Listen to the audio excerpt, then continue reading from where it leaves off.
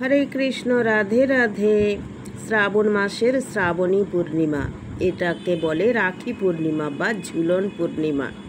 এই সময় রাখি পূর্ণিমা ও ঝুলন পূর্ণিমা অনুষ্ঠিত হয়। রাখি পূর্ণিমাতে ভাই বোন খুব ভালো আনন্দ উৎসব হয়, কেননা প্রত্যেকটি বোন তার ভাইকে রাখি পরায়, আর ভাইরা তার বোনদের নানাবিধ গিফট বা উপহার দেয়, বোনেরাও দেয়।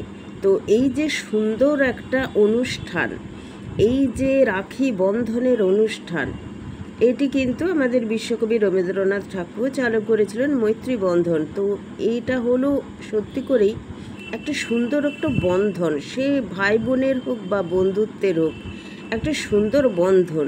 তো এই নিয়ে এক পৌরাণিক কাহিনীও প্রচলিত আছে, আপনারা হয়তো অনেকেই জানেন, এবং যারা জানেন না তারা একটু শুনে নেবেন। সেই দাপর যুগে যখন ভগবান শ্রীকৃষ্ণ বাসুদেবের পুত্র, দেবকীর সন্তান, মাতা যশোদার কোলে মানুষ হয়েছিলেন নন্দরাজার কাছে।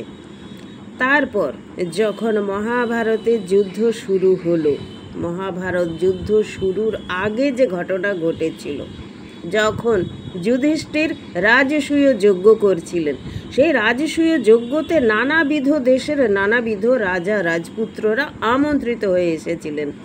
চেদিরাজ শিশুপালও এসেছিলেন। তিনি ছিলেন ভগবান শ্রীকৃষ্ণের পিস্তত ভ্রাতা, কিন্তু তিনি ভগবান শ্রীকৃষ্ণকে একদমই সহ্য করতে পারতেন না, এবং তিনি দ্রৌপদীকে দেখে নানাবিধ অপমানকর কথাও বলেছিলেন। সেই সব কটূক্তি শুনে সভাতে প্রত্যেকে অত্যন্ত অপমানিত বোধ করেছিলেন।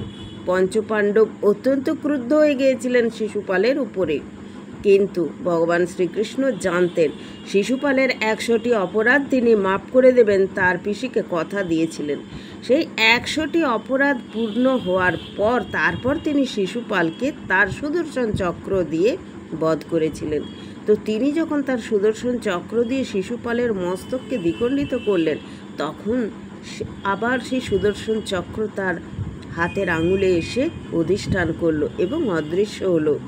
তারপর দ্রৌপদী লক্ষ্য করলেন যে ভগবান শ্রীকৃষ্ণের আঙুল দিয়ে রক্ত ঝরে পড়ছে, কারণ সুদর্শন চক্রের আঘাতে তার আঙুলটি একটু ক্ষত হয়েছিল। দ্রৌপদী সেটি দেখতে পেয়ে সঙ্গে সঙ্গে ছুটে এসে নিজের শাড়ির আঁচল ছিঁড়ে সেই পরম যত্নে এবং মমতায় বাসুদেব শ্রীকৃষ্ণর আঙুলে সেই তার নিজের শাড়ি ছেঁড়াটি বেঁধে দিয়েছিলেন। এই হলো মৈত্রীর বন্ধন। যাকে নিয়ে এত কটু কথা প্রত্যেকে বললেন, তার মনোভাব দেখুন, সে কি চোখে দেখতো ভগবান শ্রীকৃষ্ণকে। বন্ধুত্বের সম্পর্ক, একটা ছেলেমেয়ের বন্ধুত্ব সমাজ মেনে নেয় না, ভাই বোনও দূর সম্পর্কের হলে মেনে নেয় না। সমাজ এইরকমই, সমাজ আপনাকে কি চোখে নেবে সেটা আপনি নিজেও জানেন না। তো দ্রৌপদী ছিলেন অগ্নিকন্যা।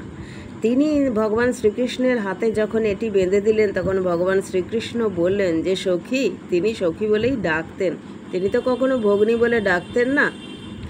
তো সেই নিয়েই অনেক কথা উঠেছিল। তো তিনি বলেছিলেন যে সখী, যখন তোমার প্রয়োজন হবে তুমি একবার আমাকে স্মরণ করো, আমি যেখানে যে অবস্থাতেই থাকি দৌড়ে চলে আসবো তোমার কাছে।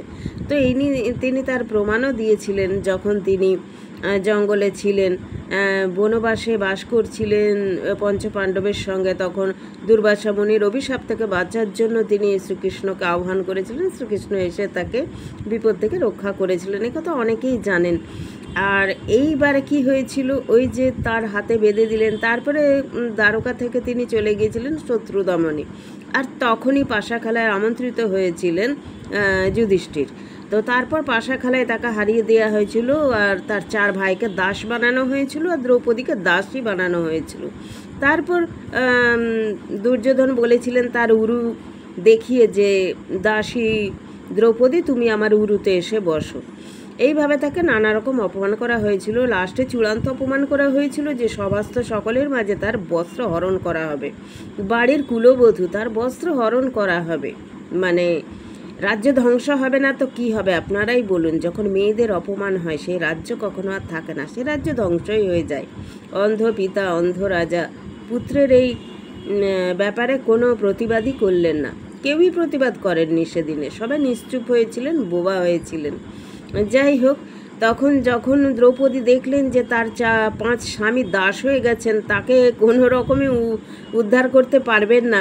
মানুষের একটা স্বামী উদ্ধার করতে পারে, ঠিক আছে, 5 জন স্বামী, 5 জনই দিকপাল, তো 5 জনই যখন তাকে কিছুই করতে পারবেন না, তখন তিনি অসহায় নিরুপায় হয়ে একমাত্র ভগবান শ্রীকৃষ্ণকে স্মরণ করলেন যে হে গোবিন্দ, তুমি আমায় রক্ষা করো, হে পতিত পাবন, তুমি আমায় রক্ষা করো, আজ আমি বড় বিপদে পড়েছি।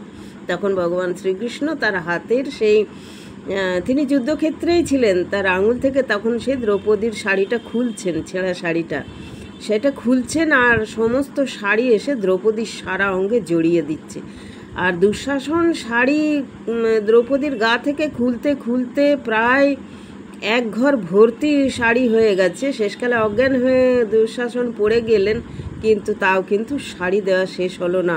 ভগবান শ্রীকৃষ্ণ শাড়ি দান করে গেলেন দ্রৌপদীকে, দ্রৌপদীর লাজ রক্ষা করলেন সভাস্থ সকলের মাঝে। তো এই হলো রাখি বন্ধনের সূচনা। এই যে তিনি পরিয়ে দিয়েছিলেন তার পরম বন্ধু শ্রীকৃষ্ণের আঙুলে, সেই রাখি বন্ধনের সূচনা কিন্তু এই মহাভারত থেকেই। তাহলে আপনারা জানলেন, এবং ভগবান শ্রীকৃষ্ণের জয়ধ্বনি করে সবাই পরমানন্দে বলবেন জয় শ্রীকৃষ্ণ, রাধে রাধে, হরে কৃষ্ণ।